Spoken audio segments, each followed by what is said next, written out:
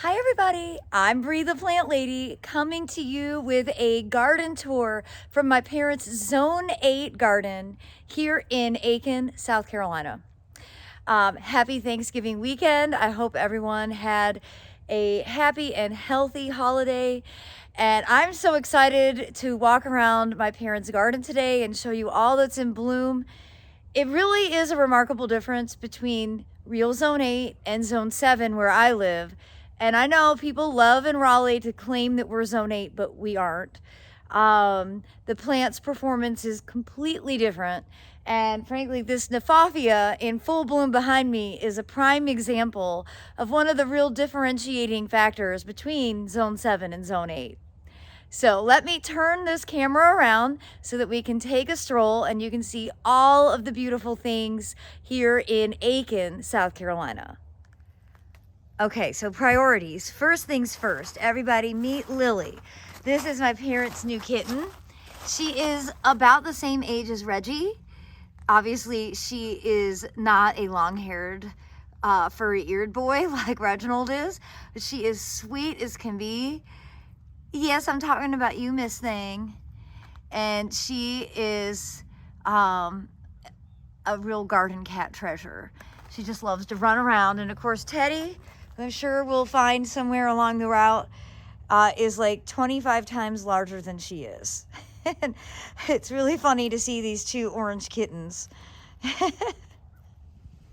So I'm going to start off here in the front yard, and you can see Aiken had a hard frost, basically I think the same time that I did. And so like the salvia leucanthas out here are all nipped down.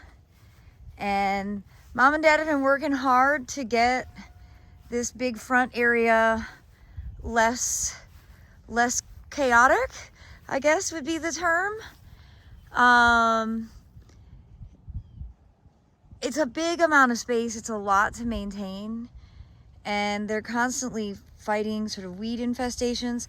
I'm looking to see if she has anything good germinating, but I don't think so. I was hoping that she would have some poppies, some self-sown poppies and larkspur.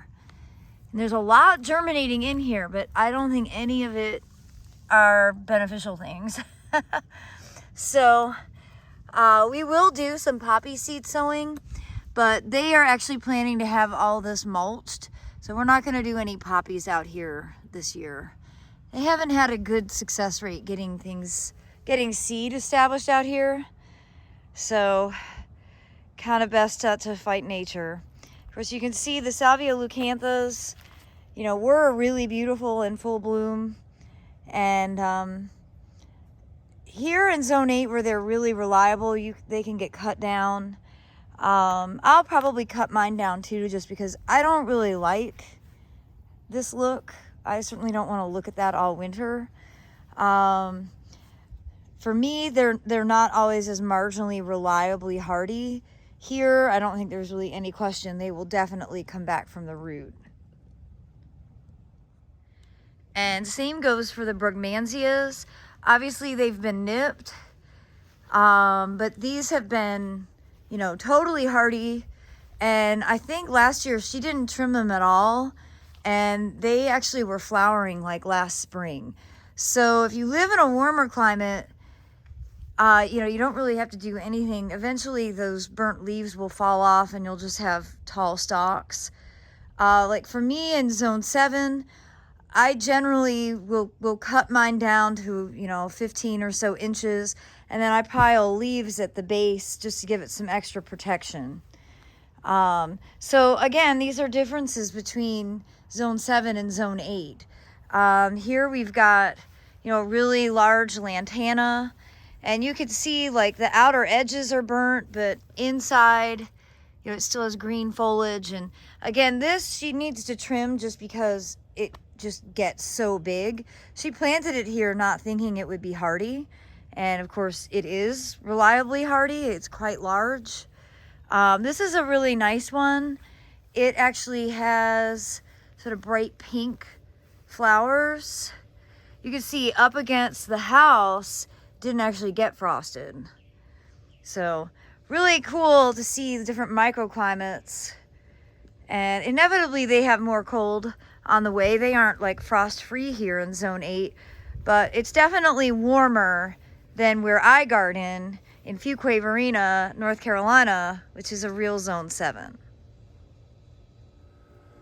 So not something really pretty, but important to acknowledge. This is scale. This is scale on a magnolia. And the easiest way to treat this is actually to spray dormant oil. And unfortunately, the entire tree is covered. So it's kind of a lot to take on for spraying. There are some systemic pesticides that you can apply to control scale, but they're really bad for pollinators. And this being a Magnolia grandiflora, honeybees love the flowers. And if you treat it with a neonic, that poison is present in the pollen, and it has a lasting impact for the pollinators next spring and summer. So I'm hoping to convince them that just spraying dormant oil, coating this, which will essentially just smother or suffocate the scale, is really the safest and most effective treatment. You can see the scale here is in cluster form, and on a lot of plants, scale grows on the back side of the leaves, but on magnolias, it actually forms on the top because the back side actually has fur. So if you see this on any of your plants, dormant oil, horticultural oil is what I recommend for treatment. One of the other big differences between zone 7 and zone 8 is the fact that the Osmanthus fragrans continuously flower through the winter here, and they don't in my region, and they smell so good. This hedge, which obviously is blocking utilities, the heating and air conditioning unit and pool pumps and things, it's just Osmanthus fragrans is such a great screening plant, and I'm so jealous that it's in bloom. But it's great because we're going to be out here later this afternoon having our drinks at the land yacht, which I have showed you before. Thankfully, the fight with the HOA has ended. Everyone is happy with the end result. And Mom's got some great containers here. We are going to do a couple videos of seed sowing. So I brought some seeds that she doesn't have.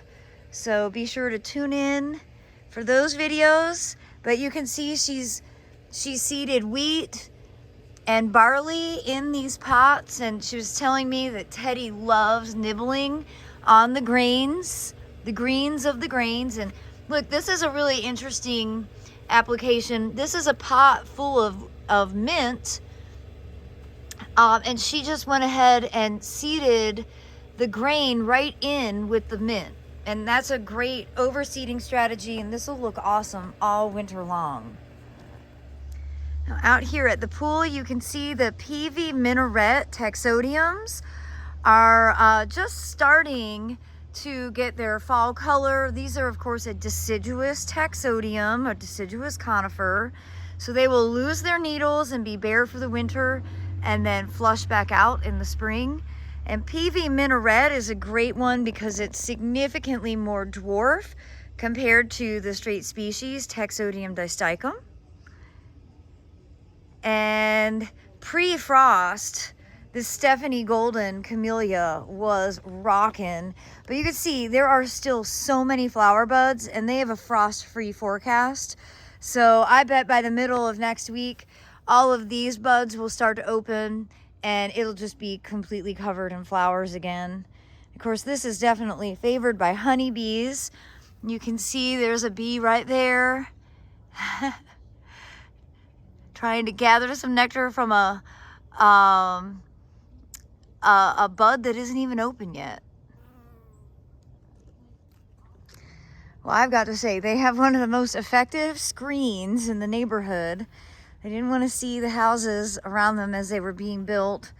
And they did a nice layering effect with a lot of broadleaf evergreens. You got wax myrtles and, of course, palmettos, cupressus.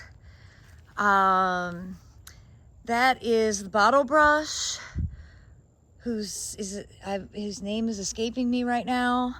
Of course, longleaf pines, which are native here. You have juniperus right here. You can really see the difference between cupressus and juniperus. And cupressus, I believe, is predominantly native out west. And this is the eastern red cedar. And of course, it's the common names that mix everybody up, but they're not even the same genera. So always important to understand with conifers, the botanical names are just so important so that you actually understand what you're getting.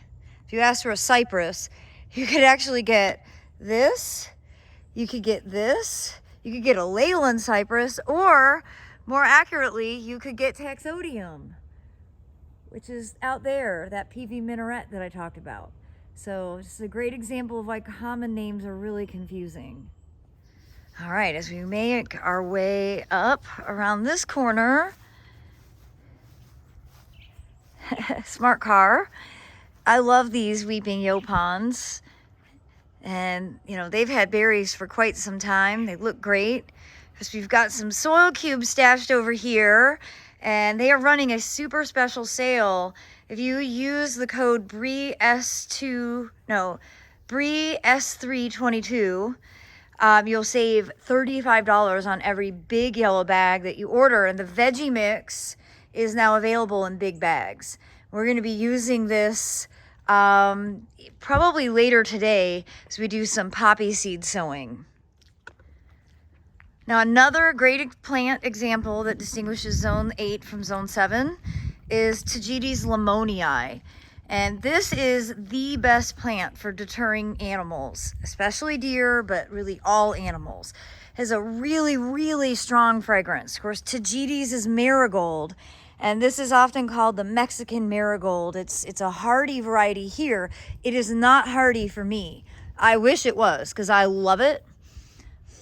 Oh boy, that smell is really distinct. I wouldn't call it fragrant, but it's a great plant just to fill in the gaps and really completely direct all of the animals away from your yard.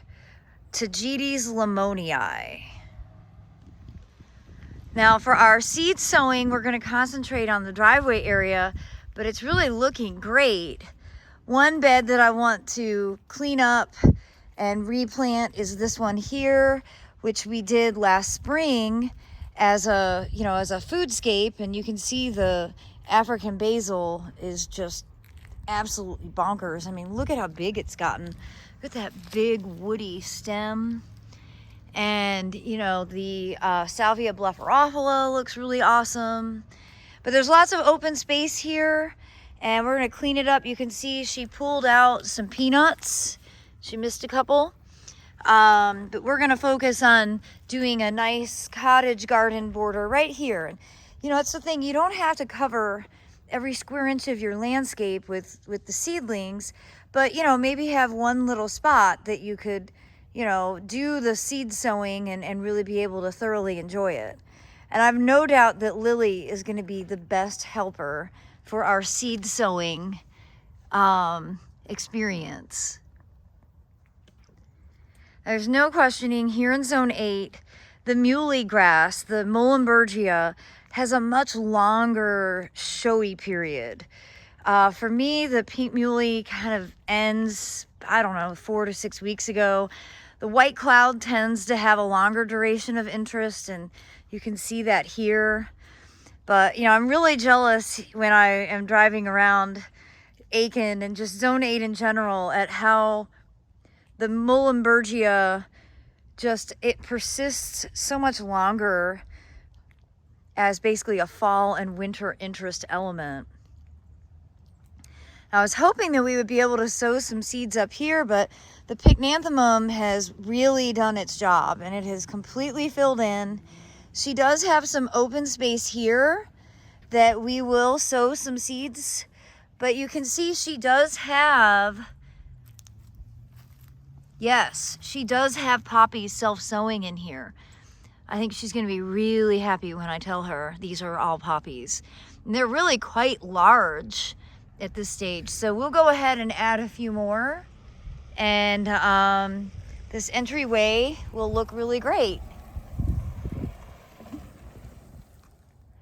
Another big difference is their fall color timing here in Zone 8. And you can see like the oaks are just starting to get color, and it's really extraordinary driving through town. You can see here like the Prunus mumes haven't really started to even drop their leaves, and my Prunus mumes are already completely leafless. So there are some significant differences, not to mention the fact that like she still has milkweed in bloom.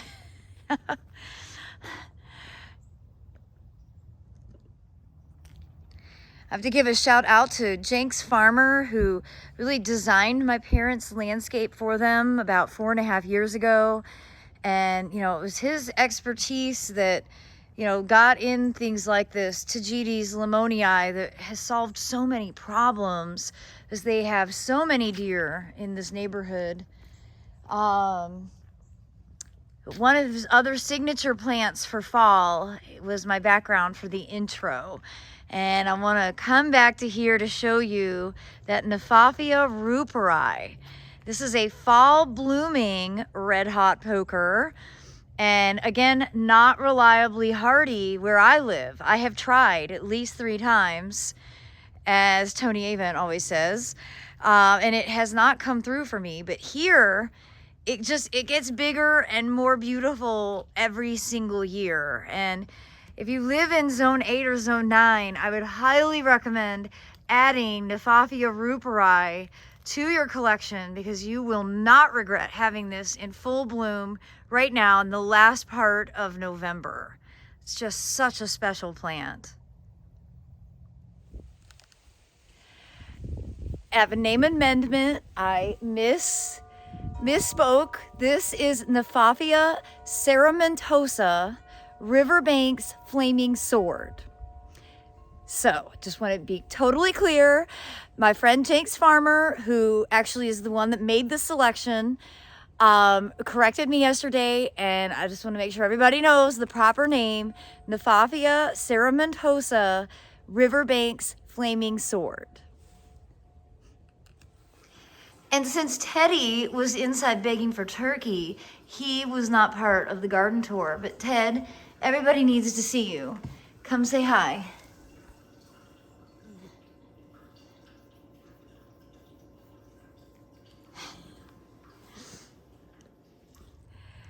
Well, everybody, I hope you've enjoyed this tour of my parents' Zone 8 garden here in beautiful Aiken, South Carolina. And I hope that you all had a wonderful holiday weekend. And I look forward to sharing more updates once I get back to my house in real Zone 7, Central North Carolina. Well, thanks so much for watching, everybody. Happy gardening.